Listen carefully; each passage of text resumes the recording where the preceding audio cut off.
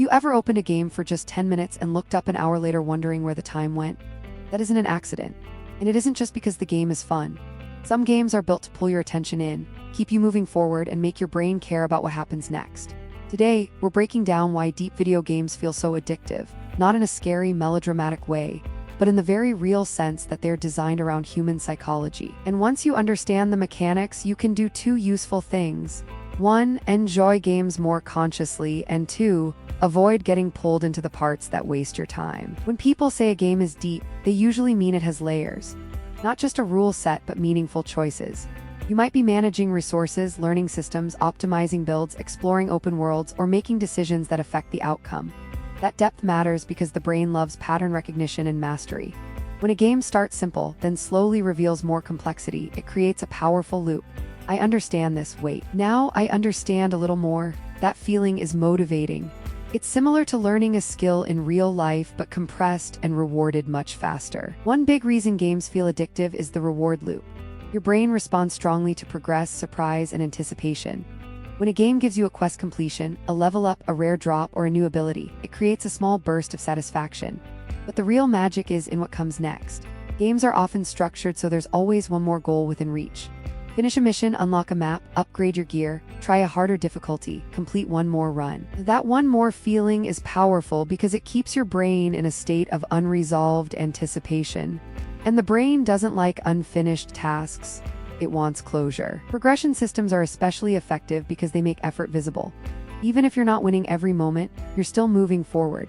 XP bars, skill trees, crafting systems, and unlocks all give concrete proof that time was not wasted. That's useful because it teaches a lesson that applies outside gaming too. People stay engaged when they can see progress.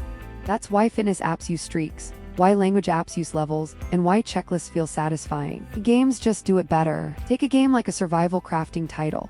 At first, your goal is simple: gather wood, make tools, survive the night. Then the game expands. Now you're optimizing routes, building a base, managing food, exploring dangerous areas, and planning long-term upgrades. Each layer adds a new reason to keep playing. Not because the game is shouting at you to stay, but because every system gives you another unfinished question. What's over there? What happens if I build this? Can I make my character stronger? That curiosity is a huge part of the pull. A lot of deep games become even more sticky when they involve other people. Competition, cooperation, status, and identity all make the experience more meaningful. If your friends are playing, if your rank is visible, or if your character represents your style and skill, the game becomes more than a game. It becomes part of how you relate to others. That's why multiplayer progression systems can be so compelling.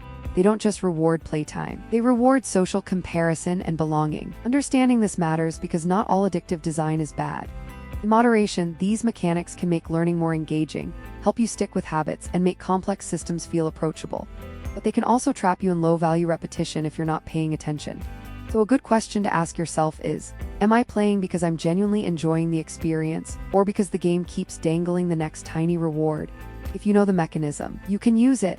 For example, set a clear goal before you start playing, stop when you reach a milestone, not just when you feel drained, and choose games that reward strategy, creativity, or mastery instead of pure time sink. So deep video games feel addictive because they combine psychology, progression, curiosity, and social pressure into one tightly engineered experience. They don't just entertain you, they create momentum. And once you see how that momentum works, you can appreciate games more deeply, without letting them quietly control your time. Why deep video games feel so addictive? Psychology, design, and player behavior is just one small part of how video games are built, and why they hook us for anyone interested in technology. If you're interested, our full free How Video Games Are Built, and Why They Hook Us for Anyone Interested in Technology course is linked in the description.